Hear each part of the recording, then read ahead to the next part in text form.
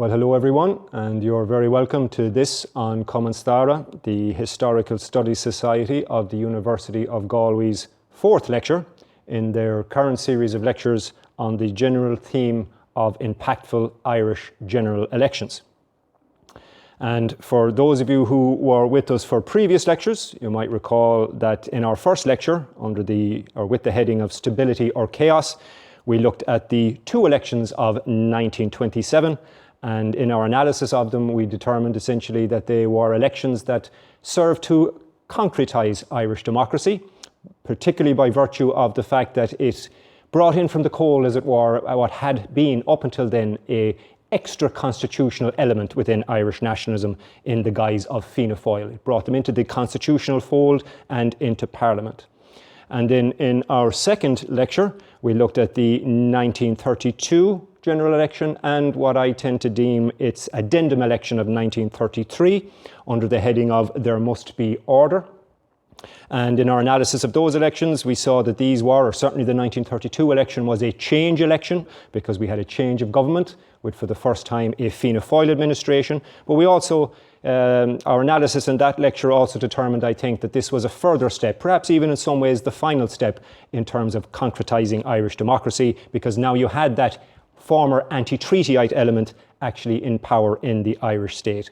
And as I alluded to, I think at the end of that lecture, the subsequent number of years in which Fianna Fáil were in power would see that party transmogrify in some ways from being a radical or at least counter-state or anti-state party into a party of the state, and indeed in some respects a party of law and order.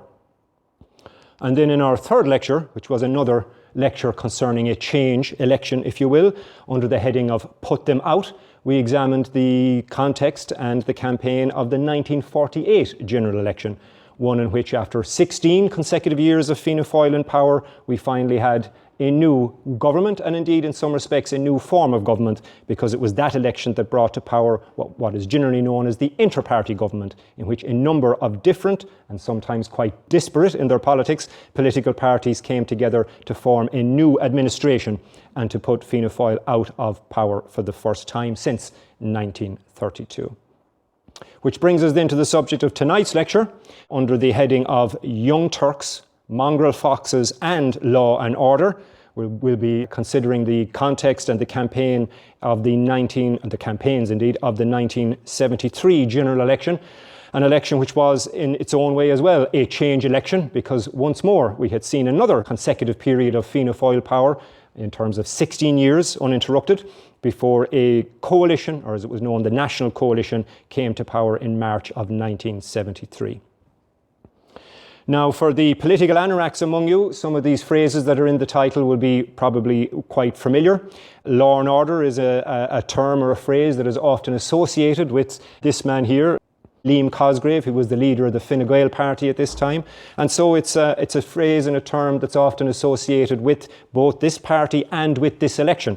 But as I shall hope to demonstrate, perhaps people's understanding on this matter is I suppose the contrary to what most people's expectations are might well be the case with respect to this particular election of 1973, at least in relation to the law and order issue.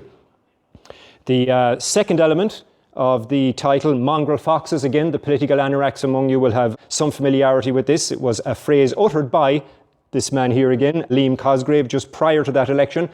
But it was a disparaging term that was not used against his political enemies outside his party, but in actual fact a reference to people within his own party. But more of that later. And then lastly, but what is in fact the first phrase in the title, Young Turks. Again, the perceptive political anorak might well note that this might appear to be a misquotation. You might recognise that in fact the term originally was perhaps young tigers, and it was a phrase used by James Dillon, a former leader of the Fine Gael party, also in reference to people within his own organisation. But for reasons, again, I hope will become evident in a moment, Young Turks is the phrase, is the title we opted to include here, because it references not just elements within Fine Gael that were going to create trouble for Liam Cosgrave, but also elements within the other major party, Fianna Fáil, who would come to the fore and create difficulties for their leader, Jack Lynch, during this period.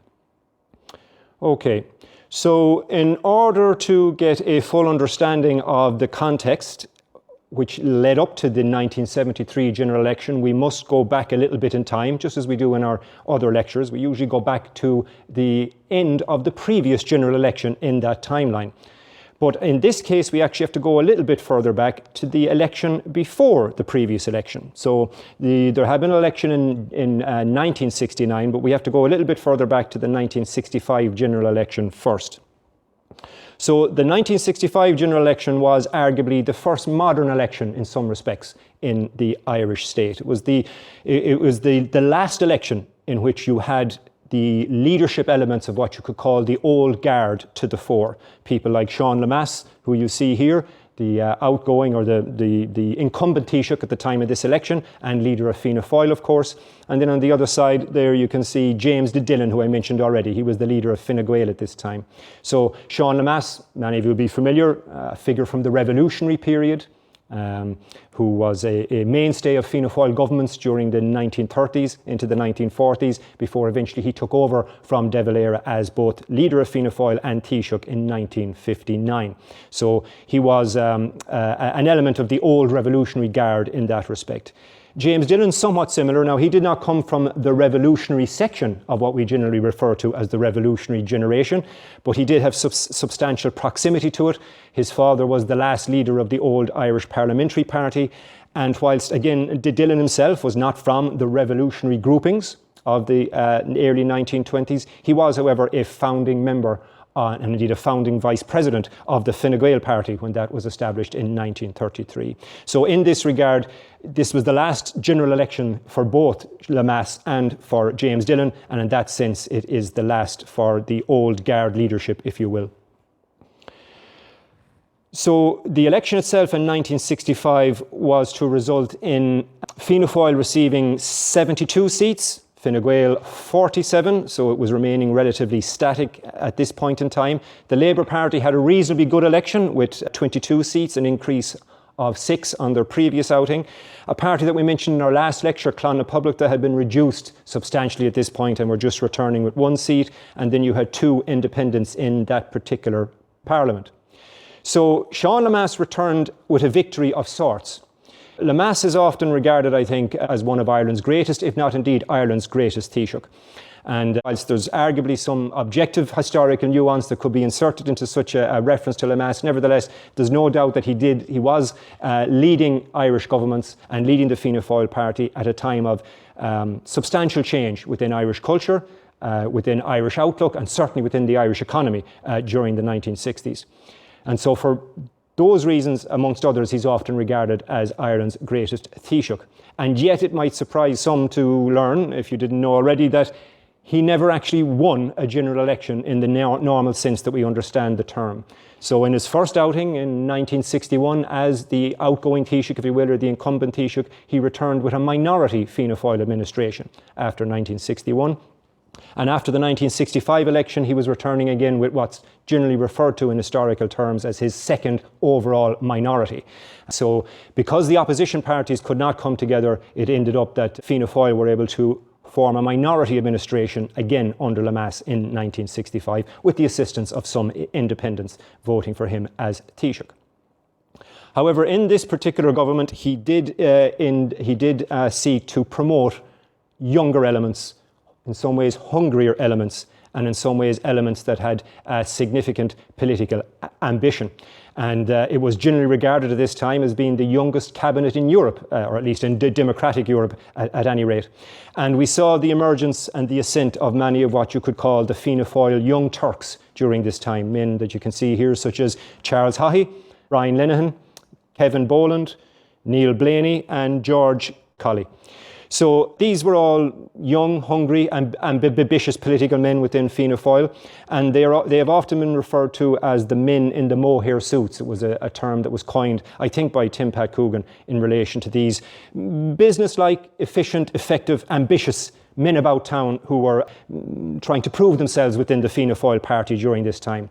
Though I should probably mention, at least as an aside, in relation to Charles Haughey, his sartorial tendencies became famous later on, and he was to very much deprecate any notion that he would have ever been caught dead in a mohair suit. The mohair suits were for other people, not for Mr. Haughey. But nevertheless, he was associated with the mohair suit brigade. But the promotion within Fianna Fáil and within the government of these young Turks, if you will, was to lead to problems.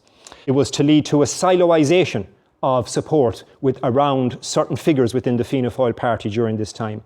In particular, people like Haughey, Neil Blaney and George Colley. They were to form their own power groupings to a certain extent within Fianna Fáil during the mid to late 1960s. Again, all of them arguably with significant leadership ambitions. I also include Kevin Boland's face there as well, but because he was seen as a potential player, but in reality he'd more likely have aligned himself with the Blaney faction at any rate within Fianna Fáil in the event of a leadership power play.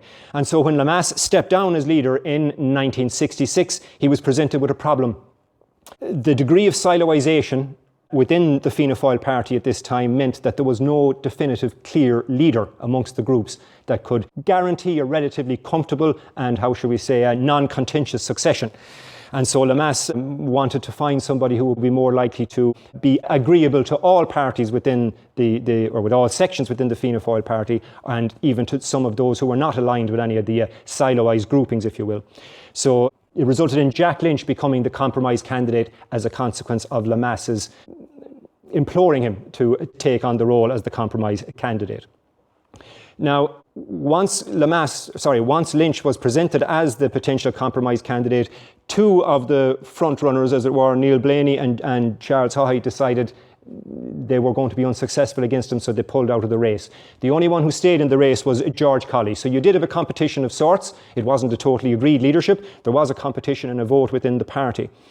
But it would have been Lemass's preference, I think, if Colley had stepped back and simply allowed Jack Lynch to become the agreed leader, if you will.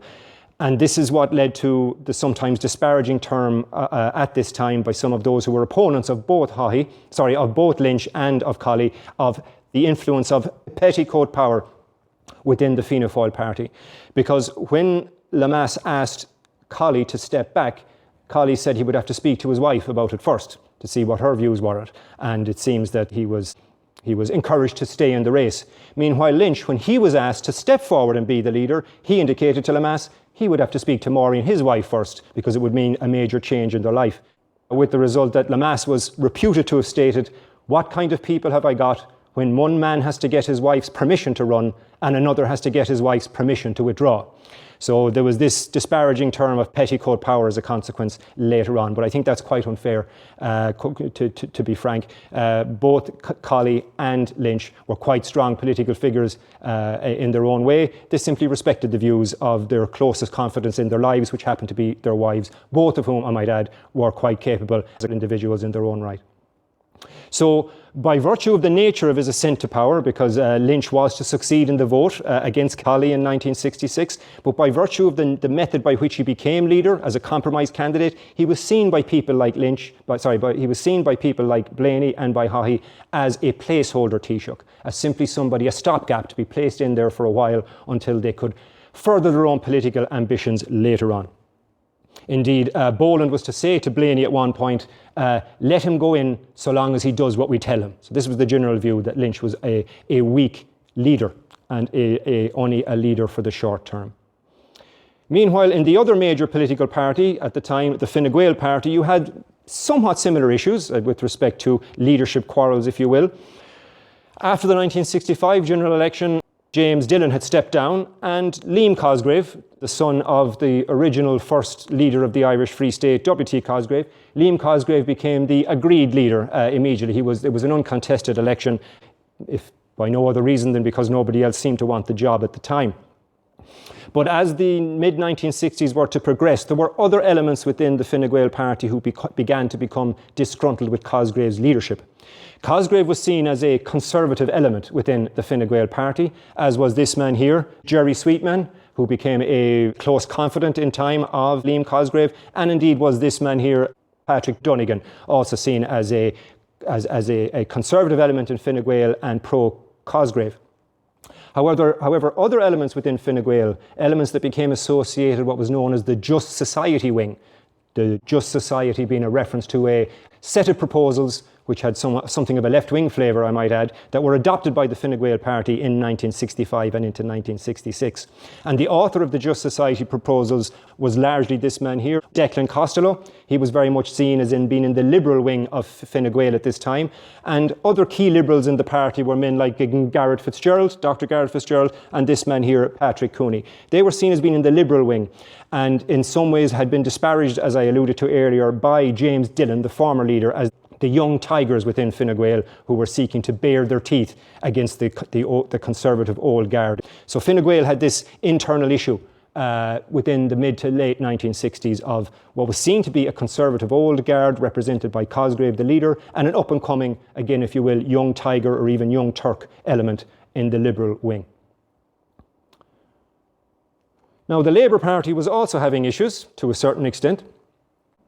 During the mid to late 1960s, the Labour Party, the Irish Labour Party, partially as a consequence of the success at the time of Harold Wilson's Labour Party in Britain, the Irish Labour Party swung to the left, it seemed at least, ostensibly at any rate.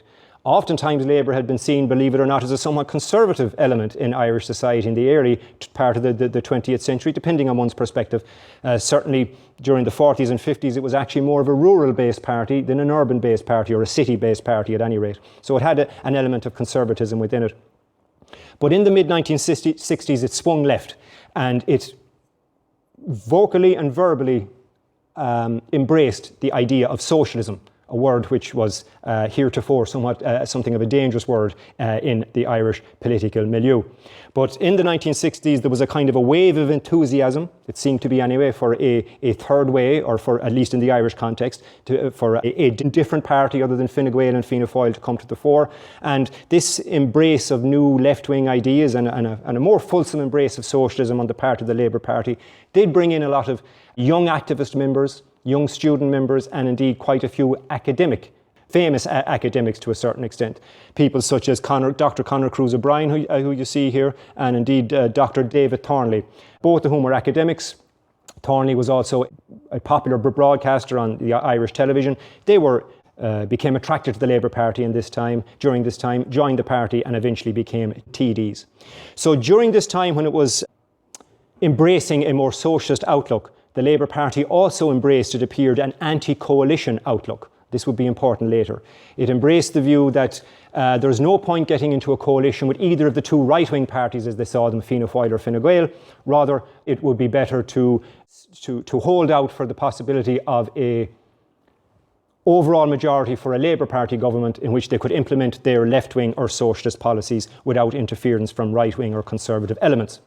However, whilst this anti-coalition stance did manage to, become the policy of the leadership during the mid to late 1960s, there was still a pro-coalition element within the Labour Party during this time. So the Labour Party arguably had three strands by the late 1960s: a rural conservative strand, a left-wing anti-coalitionist stand, and a pro-coalitionist left-wing element as well. And the general catch cry of Labour during this point in time was that the 70s, which were fast approaching then, would be socialist. Although, as it happened, one member of the Labour Party at that time, a man called Michael O'Leary, he would later be the leader of the party, he was to quip later on that the likelihood of the 70s, there was more likely that the socialists would be 70 than by the time they got into power, rather than the 70s would be socialist. Okay, so there was an anti-coalitionist stance there on the part of the Labour Party, which, as I say, will be of importance later. Now, there appeared a potential for the anti-coalitionist stance of Labour to decrease and for a coalition to emerge as a consequence of the referendum in 1968 and what was known as the straight vote referendum. So as most of you know, our electoral system here is the proportional representation single transferable vote system. But in 1968, the governing Fianna Fáil party introduced a referendum to change our electoral system and to make it similar, or indeed identical in some ways, to the one in the UK. In other words, a first-past-the-post system without multi-seat constituencies. And there was a real fear amongst some in the opposition, and indeed some political commentators as well. There was at least a belief among some political commentators that if we switched to a first-past-the-post system, you would effectively have Fianna Fáil governments indefinitely, that they would have huge overall majorities and the other parties would be relegated to much smaller elements. So there wasn't a joint opposition by Fine Gael and Labour to this particular referendum proposal, but they did both work against it. And for a period of time, this at least, it indicated to some pro-coalition elements within both of those parties that maybe there was common ground that Labour and Fianna Fáil could agree on. And there was a certain degree of secretive flirting that occurred between what you could call the right-wing elements of the Labour Party and those left-wing elements, the social justice or the just society elements I mentioned earlier of Fine Gael, to try and figure out was there prospect for a potential coalition in the near future between the two parties.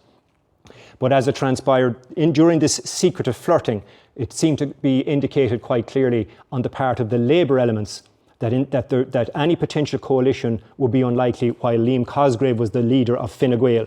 The Labour right-wingers, if you will, saw Liam Cosgrave as too conservative for their party to be able to join with Fine Gael. So this would increase then, I think, did in fact increase to a certain extent, the desire within those left-wing elements of Fine Gael to potentially push Cosgrave out of the leadership of their party, because it would make the prospect of them being able to coalesce with Labour much more smooth, if you follow my meaning. However, by 1969, that man I mentioned, Declan Costello, he had become exasperated really within Fine Gael, didn't feel it was ever going to move in a sufficiently left-wing direction for him, or a liberal direction is probably a better way of putting it, and that the likelihood of them ever getting into government by joining with Labour was too low, particularly with Cosgrave or the conservative elements in power. So he actually left electoral politics in 1969. And so it was seen by many at the time that the fact that someone like Costello left Fine Gael was going to make it even more difficult for even the compromise members of Labour to then join Fine Gael later.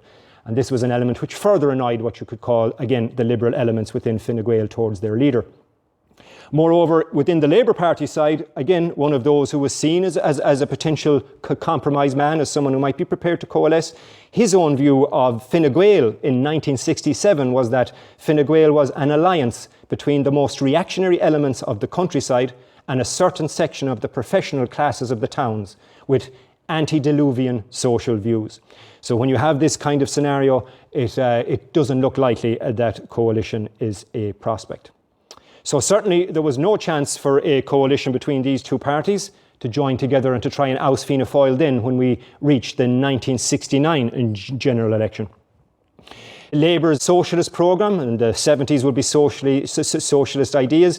This proved an anathema, essentially, to the Fine Gael elements, or the conservative elements within Fine Gael, with even the leader of Fine Gael, Liam Cosgrave, stating that Labour's programme was for 1984, an allusion, a reference to George Orwell there.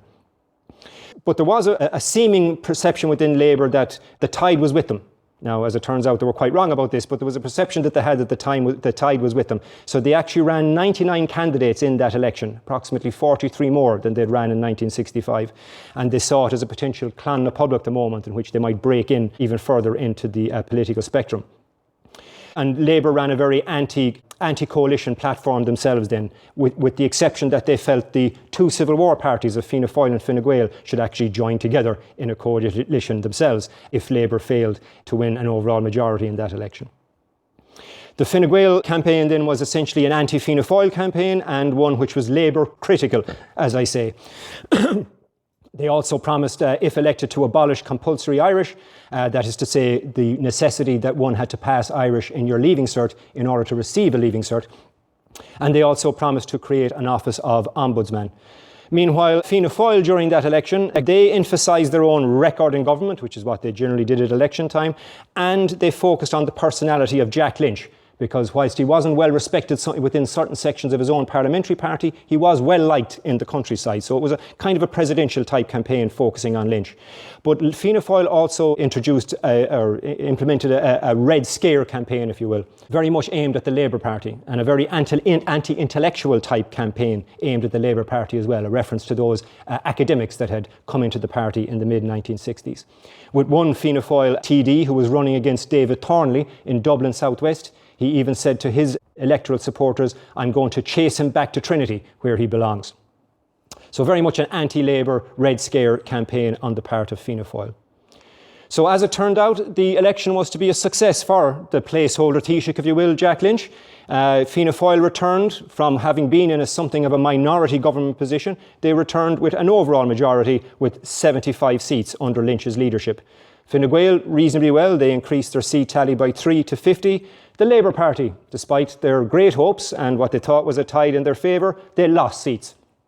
Now, as it happens, they did gain votes, Labour, in this particular election, but they lost 4 seats. And this was largely due to 2 factors. One, they ran over, as I say, they ran 99 candidates. So in many cases, their own vote was being split in constituencies where they had more than one candidate running. And secondly, because they didn't have any kind of a coalition pact or a voting transfer pact with the other opposition party, Fine Gael.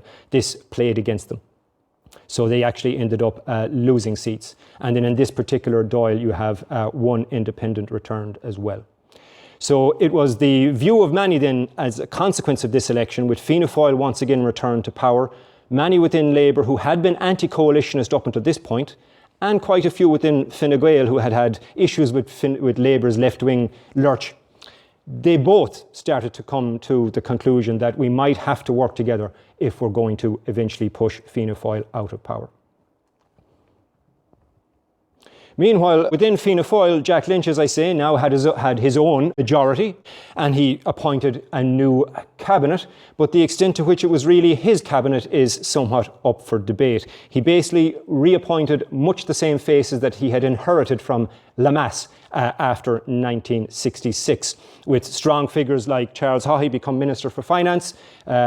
Kevin Boland was back in the cabinet again, but to give you an indication of how Lynch perhaps wasn't truly in charge of this cabinet in a way, Lynch tried to move Boland from his previous position of Minister for Local Government, and Boland refused to move, simply saying, I'd rather resign from cabinet than move. So in the event, Lynch relented and gave him his old job back, if you will.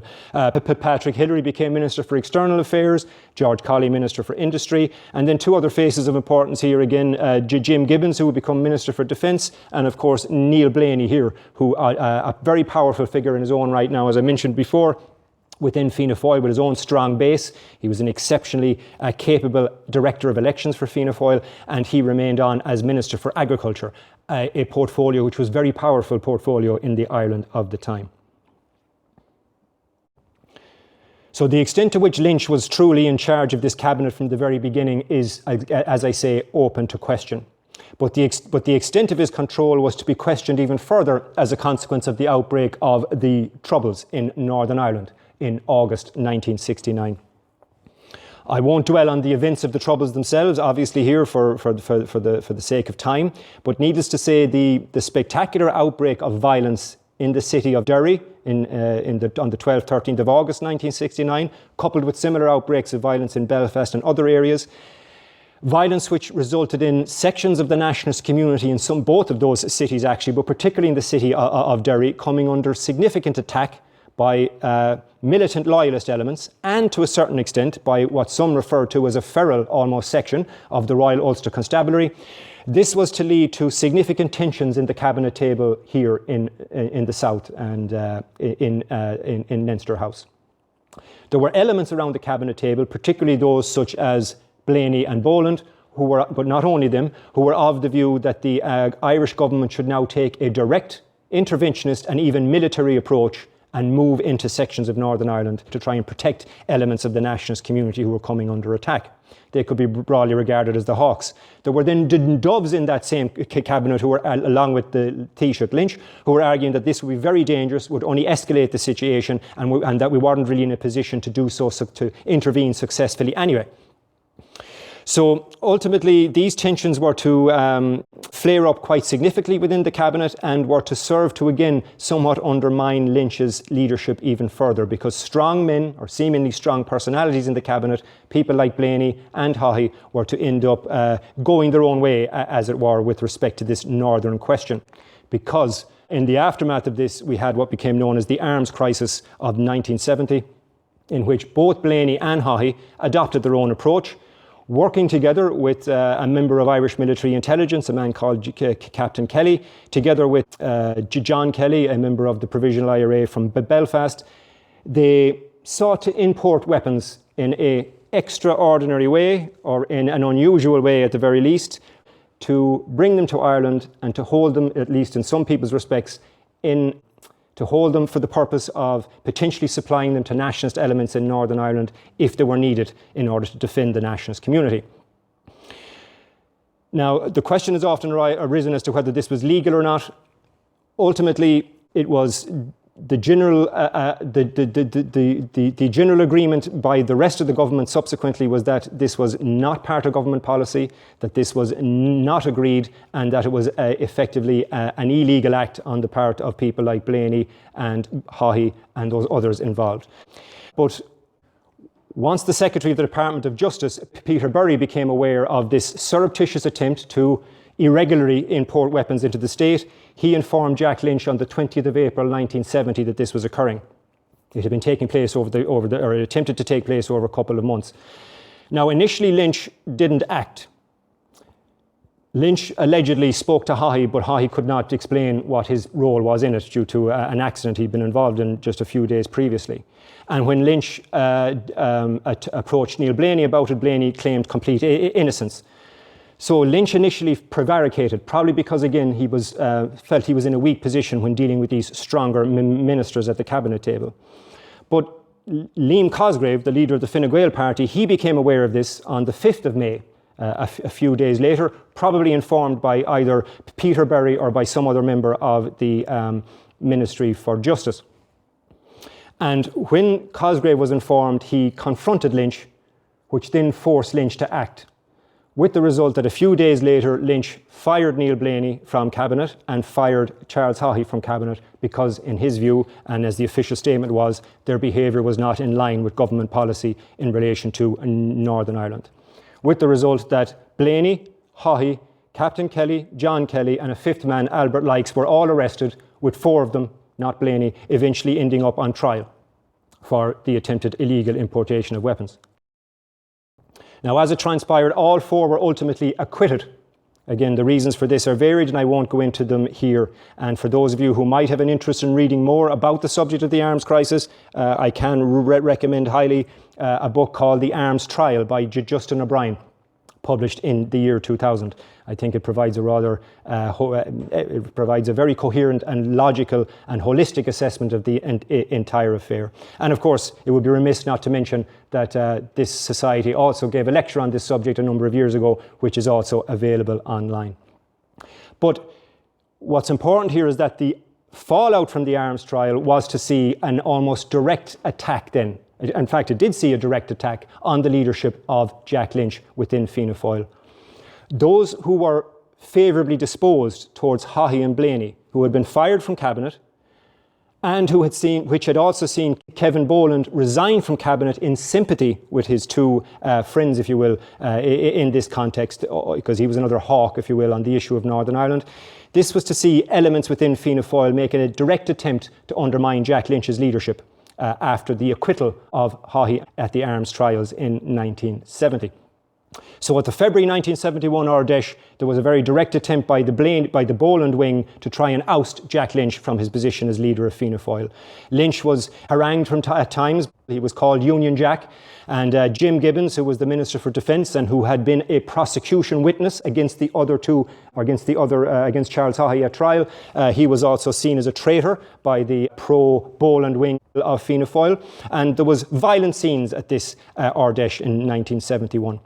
However, it transpired that the leadership wing rallied around, the rest of the leadership wing rallied around Jack Lynch. The rest of the members of the cabinet rallied around Lynch, and what you could call the more conciliatory, or perhaps realistic, if you will, elements within Fianna Fáil rallied around Lynch and against the more hawkish and seemingly subversive sections associated with Kevin Boland, and to a certain lesser extent to Neil Blaney as well, with that famous image of Patrick Hillery, the Minister for External Affairs, standing up and saying, "We can no longer stay silent. If you succeed in getting rid of one of us," he's talking to the Boland people here, "if you succeed in getting rid of one of us, there will be more of us. Fianna Fáil will survive. you can have Boland, but you can't have Fianna Fáil. So this whole scenario actually solidified Jack Lynch's leadership to a certain extent within both the Fianna Fáil party and with respect to his position as Taoiseach, because the party rallied around him, or at least the majority of the party rallied around him. So he now actually had his own silo, if you will, within Fianna Fáil to a certain extent. But it did lead to a schism in what sometimes was referred to as the One True Church, and the formation of a new political party in September 1971 called Aon Tucht Éireann, which broadly translates as United Ireland, and its subheading was Republican Unity. And this party was formed by Kevin Boland. He left Fianna Fáil and formed this new, as he saw it, Republican organisation, which was not only intended in his view to replace Fianna Fáil, but in his view was the real Fianna Fáil, because he regarded the principles of Aon Tucht Éireann as being more in line with the original principles of Fianna Fáil at its founding in 1926. And it took a very militaristic, if you will, approach to the Northern Irish question, and from many people's perspective it seemed to support the provisional IRA, provisional Sinn Féin position in respect to the conflict in Northern Ireland. Indeed, one Irish press reporter from Belfast at their meeting stated, at the first meeting of Aon Tucht Éireann, its first conference, he stated, "It seemed to me, a Northerner, that the only difference between these people, the Aon Tucht Éireann gathering, who cheered loudly at the words, 'Get the British out of Ireland,' the only difference between this grouping and the Kevin Street Sinn Féin was that this was a party with a representative in Leinster House and without guns." So, and when the reference here to Kevin Street Sinn Féin, this was another way of referring to what was then known as Provisional Sinn Féin at that time, to differentiate it between what was known as Gardner Street Sinn Féin and also Official Sinn Féin. So Aon Tucht Éireann took a very anti-EEC stance and a very nationalistic stance in opposition to Fianna Fáil. And indeed, James Kelly, the man I mentioned there earlier, who was involved in the arms crisis issues and was a former member of Irish military intelligence, he ended up becoming a vice president of this Aon Tucht Éireann party also. So despite these issues that Fianna Fáil were having and Lynch's government, it did have a number of successes during its time in government. It successfully brought Ireland into the EEC in the latter part of 1972. There was a referendum on the issue here in the South, or in the Republic, and it was successful. And Lynch had some successes in dealing with the British vis-a-vis Northern Ireland, and in many ways I think it can be argued that Lynch's engagement with the Heath government, the British government at the time, with respect to Northern Ireland, it very much paved the way in many respects for the Sunningdale Agreement that emerged later in 1973 and into 1974, though Lynch himself would not be in government to benefit from that, but I think he did a lot of work in relation to it. However, still, by late 1972, Lynch's government was now a de facto minority government. He had lost a number of members. Remember, Kevin Boland, Neil Blaney had also Kevin Boland left Fianna Fáil in 1971. Along with another man, Sean Sherwin, to form Aon Tucht Éireann, and another TD. Neil Blaney was expelled from Fianna Fáil in 1972, and there were a couple of other dissidents within Fianna Fáil who had left during this period in the aftermath of the arms crisis. So Fianna Fáil was effectively a de facto minority government as we're approaching the general election of 1973. Moreover, there were also security issues which impinged upon Lynch's time in government. There was increased paramilitary activity in the state during the early 1970s, which prompted this government to reintroduce the Special Criminal Court in 1972, a court without juries. It's a judge-only court. And indeed, at one point in 72, Lynch's government had to sack the entire RTE authority by virtue of its refusal, from the government's perspective, to adhere to restrictions it had requested of them in relation to not airing interviews with paramilitaries. And then there was a particular issue which almost led to a general election in late 1972, and this was what was known as the Offences Against the State Amendment Bill.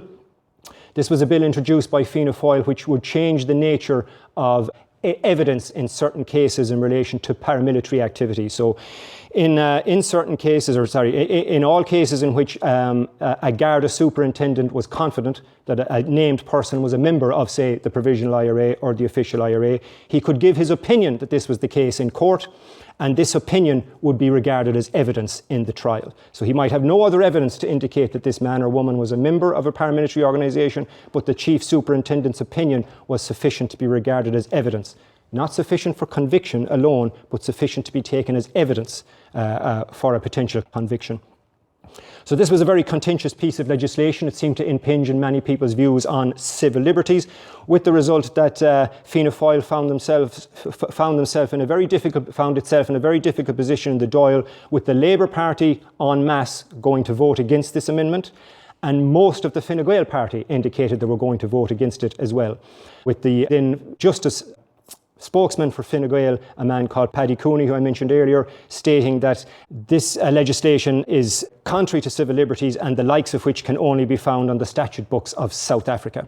So it looked very much like Fine Gael, as a majority of Fine Gael were going to vote against it, with the only holdout possibly being the leader of Fine Gael, Liam Cosgrave, a strong law and order man. He seemed to indicate he was going to vote for it, but it looked like the government was going to face failure here until, during the debate on the amendment, bombs went off in Dublin on that night. 2 bombs exploded in Dublin. They were widely believed at the time, incorrectly, to have been set off by the Provisional IRA. It was actually by loyalist elements, but ultimately it changed the perspective of those in the Dáil on the night, with the majority of Fine Gael now choosing not to oppose the bill, and so it passed. But this was to lead, however, to this whole issue was to indicate and to further exacerbate the rumblings amongst what was known as the Mongrel foxes within Fine Gael at this time.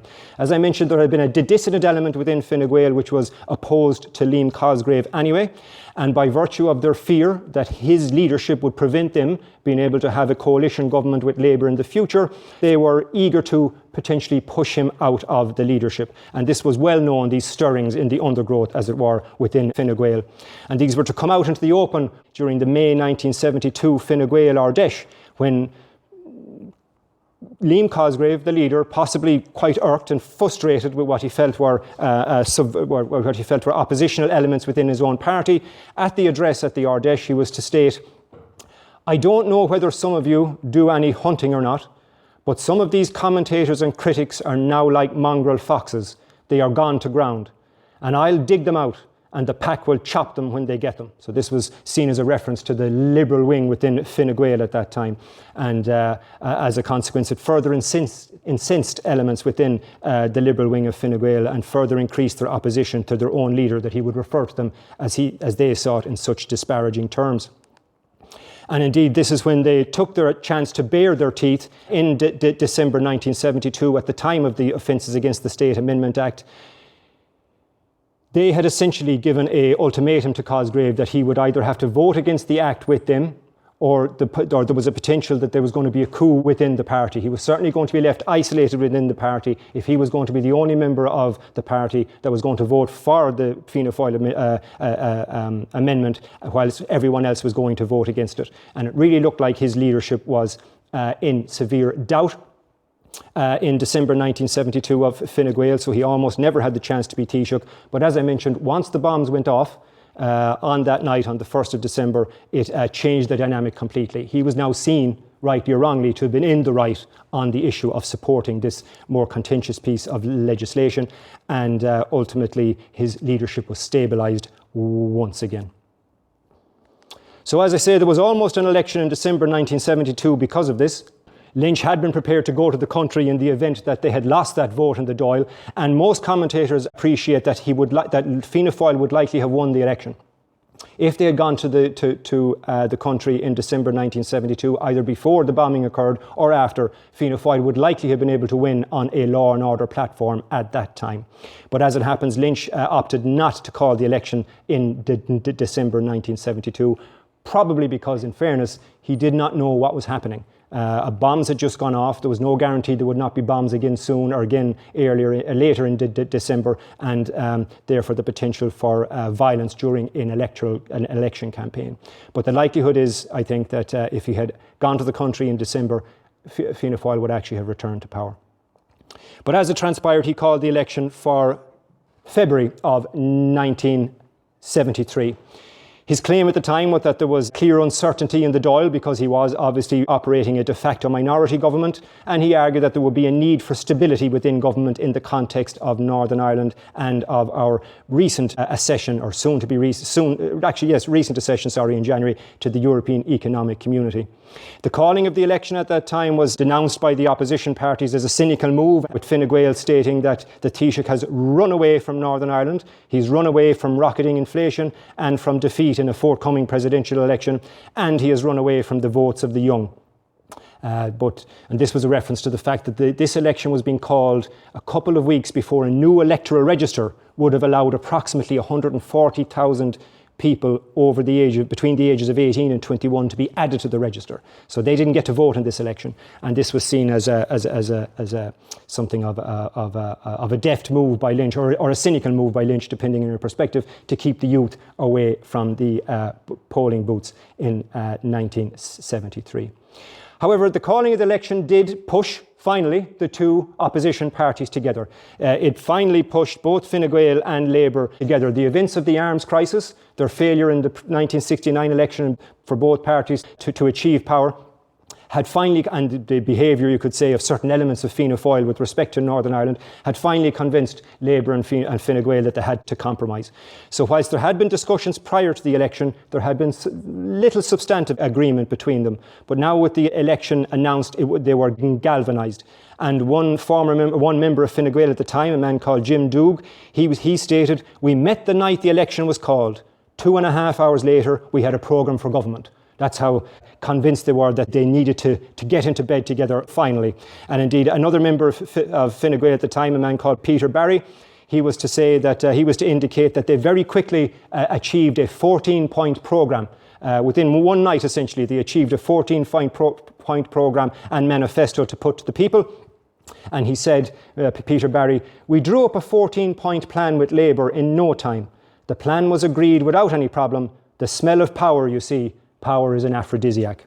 So they worked together, and they agreed that the title, if you will, for their new cooperation would be the National Coalition. This is how they would present themselves to the people in the election, as the National Coalition. One other phrase that had been bandied about was the People's Coalition as an option, but this was rejected by the Fine Gael section. They thought it had too many overtures with the Soviet bloc and with the Warsaw Pact administration. So the 14-point programme, I won't go through it all there, obviously. It had a number of elements in it, from protecting individual rights through to local democracy, including improving the status of women, and a positive perspective, as they saw it, on Ireland's entry into the European communities. So it was a 14-point statement of intent, but it effectively became a manifesto, if you will. And it proved to be quite popular with people.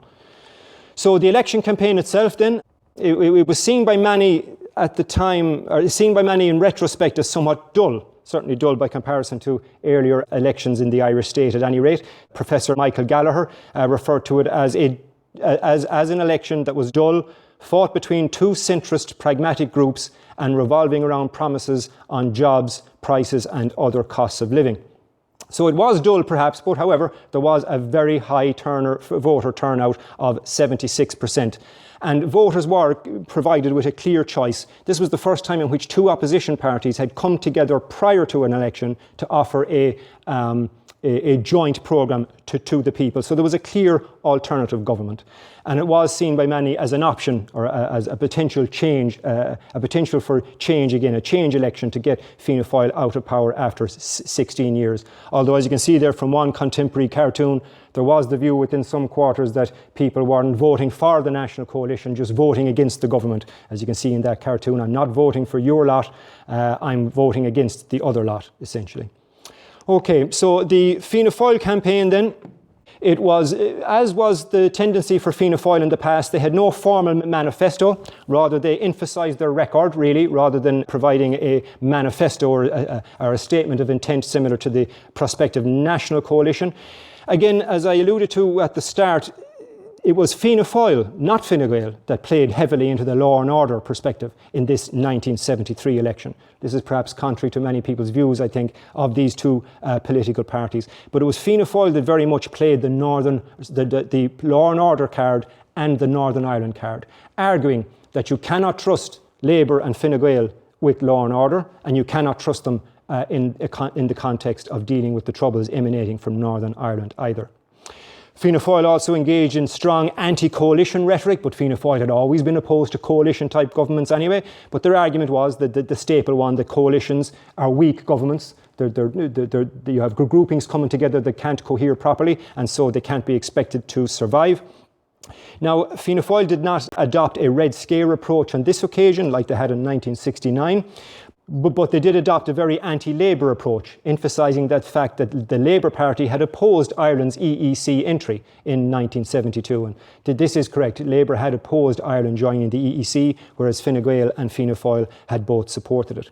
And so, given the speed at which the National Coalition had brought out their statement of intent, or their 14-point programme, there was an argument by Fianna Fáil candidates that this was an overnight mushroom and it would quickly turn bad, as mushrooms often do, when left alone at any rate.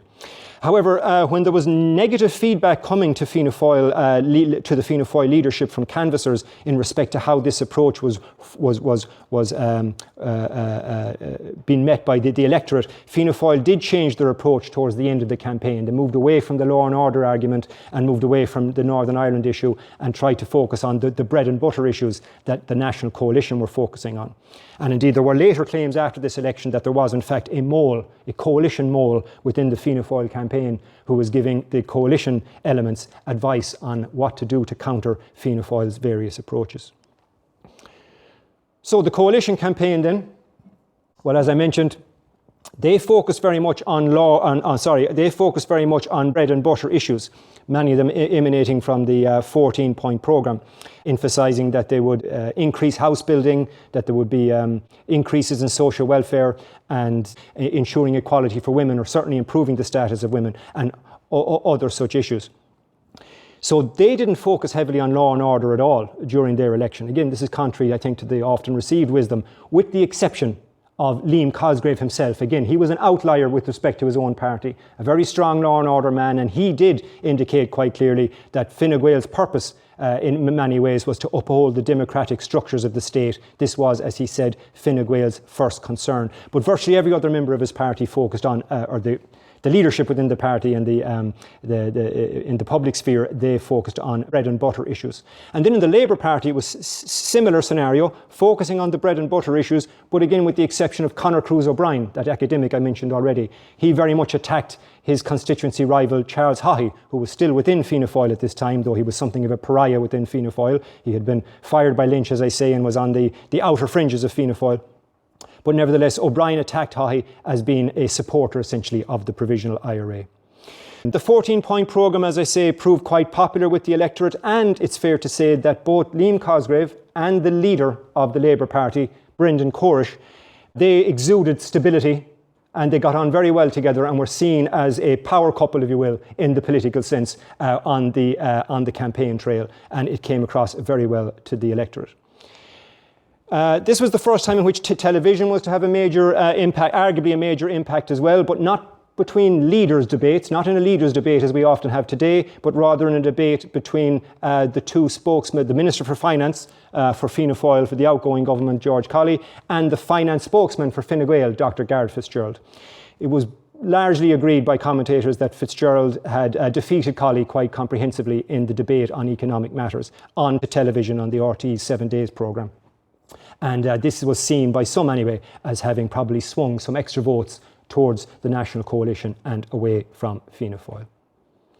The others then, there was only two other parties worth mentioning really in this election that of note, and yet their impact was marginal at best. One was Aontacht Éireann, which I've mentioned already, the party that split from Fianna Fáil.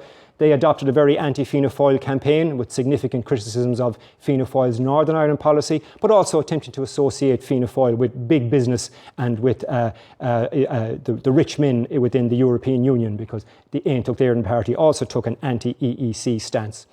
But its impact was ultimately to be reasonably marginal, I'd say, in the election, with maybe one or two exceptions where they probably took first preference votes away from Fianna Fáil candidates in some constituencies, which may have benefited the coalition then as a consequence. And then the other party of note here is official Sinn Féin, as it's generally known. Their catch cry for that election was people before profit, which is now actually the name, as it happens, of a political party in the state now. And this official Sinn Féin grouping, they had registered as a political party in 1971 and had agreed to take seats in the Dáil if they received them. And they ran very much on a left-wing, very, very heavy socialist agenda, as well as attacking Fianna Fáil as the outgoing government, and adopted a very strong left-wing stance. Though again, they only ran They ran 10 candidates in this election. Aontócht Éireann ran 13 candidates, but none were elected in either case. And then just before we get to the results, Fianna Fáil did have a Hail Mary, as it were, at the end of the campaign, having noted how poorly their law and order stance had landed with the electorate, and recognising the popularity, potentially, or seeming popularity of the bread and butter issues emphasised by the coalition. Fianna Fáil then, in the last minute of the campaign, really, just a few days before polling day, they announced their intention to abolish rates on domestic housing or domestic dwellings here in Ireland. Rates was a long-standing issue and a form of revenue for local government in Ireland up until the 1970s. And so they promised to abolish rates, as well as providing a monthly pound of butter for every family on social welfare. But this was seen by many commentators at the time, as I say, as a Hail Mary and as a knee-jerk panic reaction to the success of the coalition's campaign. And the coalition themselves, as I say, probably were tipped off by their mole within the Fianna Fáil campaign that this was about to come down the tracks. So it was agreed by both Cosgrave and Corish that they were going to avoid dealing in auction politics. They were not going to make any changes to their own manifesto in reaction to Fianna Fáil's panic move, if you will. Rather, they were just simply going to deprecate it, as it were. And in some respects, this actually further bolstered the image of the coalition. They were seen as stable and steady. And indeed, just before, the members of both the Labour Party and Fine Gael had a meeting in relation to this issue, how to deal with Fianna Fáil and the rates. And just before they left the meeting to meet the press, to meet all the various correspondents from the newspapers and the television, to address this issue in relation to Fianna Fáil's new Hail Mary, as it were, Liam Cosgrave, there was both Labour Party and Fine Gael people in the room. Liam Cosgrave, to try and further cut the tension, as it were, and to try and get everyone in a good mood, he said to them, "Do you know what happened last night when I was coming home, driving through the Phoenix Park? There we were in the dark, and we caught something in the headlights running across our track. And you know what it was? A mongrel fox." And this got everyone laughing around. The Fine Gael people laughed, the Labour men laughed. Everyone thought this was awful funny because of the negative association in relation to Cosgrave and mongrel foxes from earlier in 1972, with the result that all those leaving the room were laughing and smiling as they approached the pressmen after that meeting, further confirming to the pressmen, and it was kind of the general view then afterwards, these guys are really confident, they know what they're doing, and they get on well together. It was all ended up being positive publicity for the coalition. So how did it all work out then?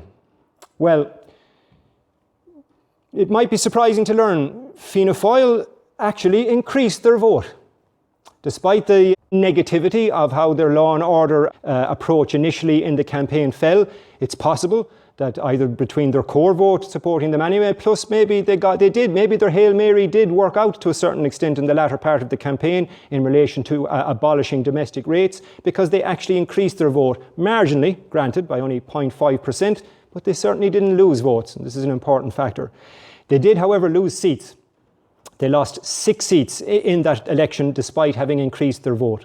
And of course, you can almost divine quite quickly, part of the reason, or indeed the substantive reason why they lost seats, was because the coalition parties of Fine Gael and Labour had a clear transfer pact, which meant that instead of heretofore people voting Labour and then leaving it at that, and certain people voting Fine Gael and leaving it at that, they transferred their number twos, etc., to their now companion party, or a confederate party, if you will, in the national coalition. With the result then that Fine Gael increased their vote share by only 1%, but increased their seats by 4%. And the Labour Party lost vote share. They lost 3.3% of their vote share from the previous election, but gained a seat from 18 to 19. Again, obviously, it is obvious, as a consequence of their voting transfer pact with the coalition parties. So as a consequence then, with Fianna Fáil returning with only 69 and a combined national coalition seat tally in the Dáil of 73, they now had the majority they needed in order for Liam Cosgrave to become Taoiseach, or to be elected Taoiseach at the head of a national coalition, Fine Gael and Labour government, on the 11th of March 1973. And this government is sometimes regarded as the government of all the talents. The reason they say that, some of the commentators at the time, was because of the number of academics again, that were involved in it.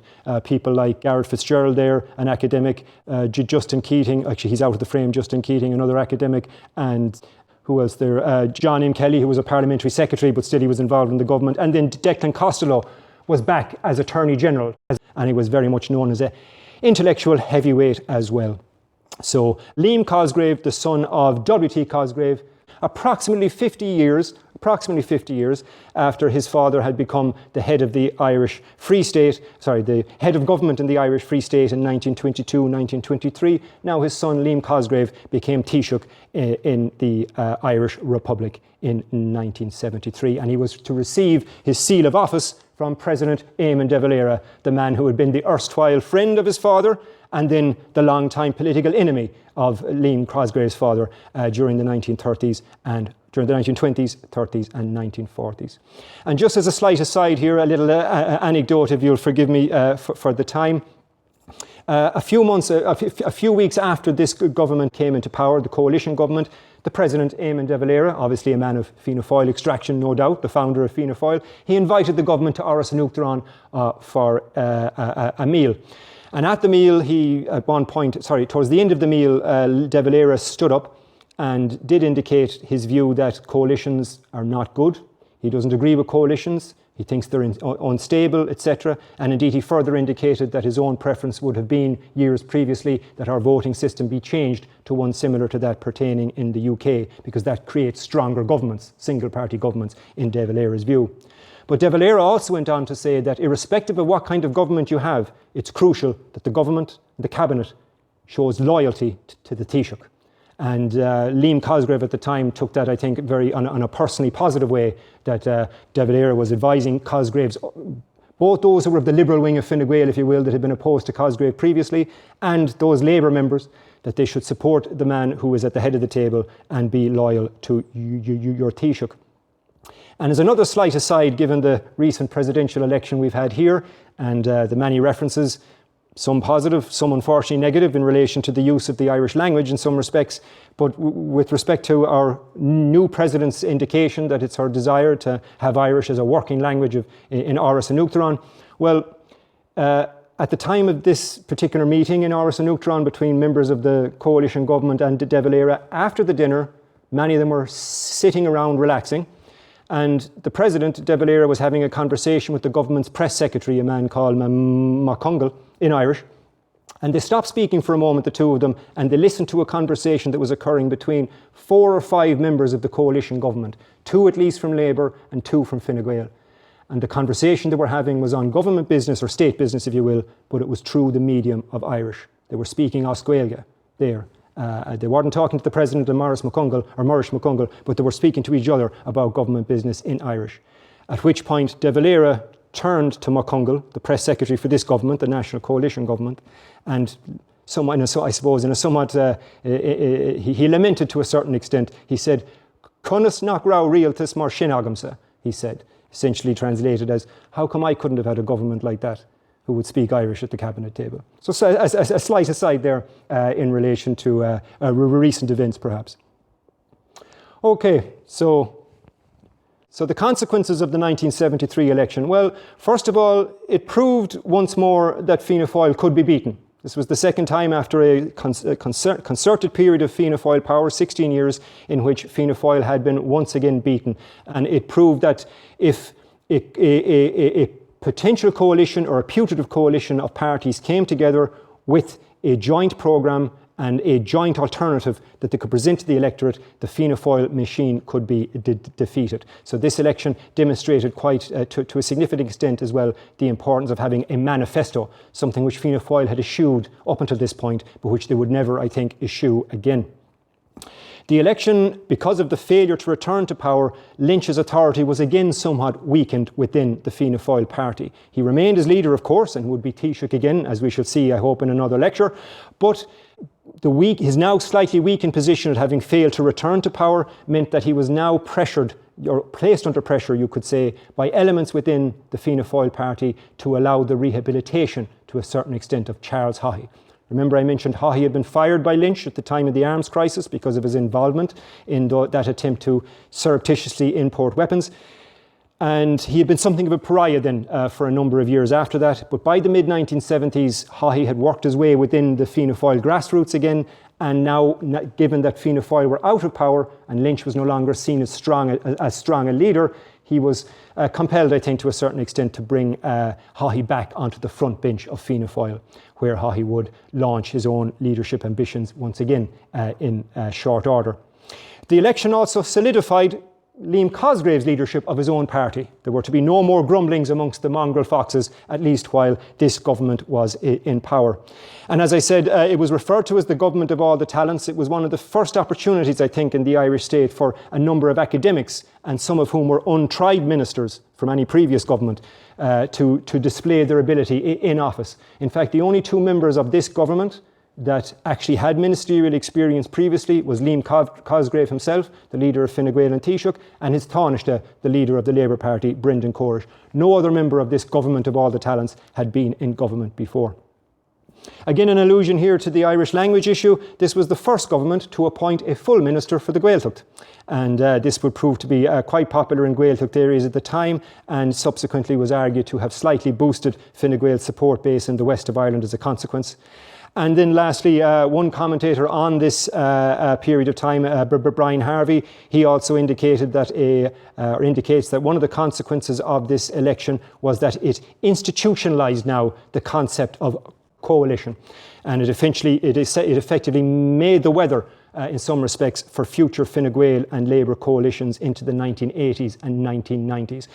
The Labour Party would never again adopt to the same for the same length of time, really, and to the same degree of I suppose, conviction and anti-coalition stance again from the what would turn out to be the reasonable success working together in this particular government meant that it would be much easier, with some exceptions here and there, it would be much easier later on for the Labour Party to coalesce with Fine Gael in coalition again.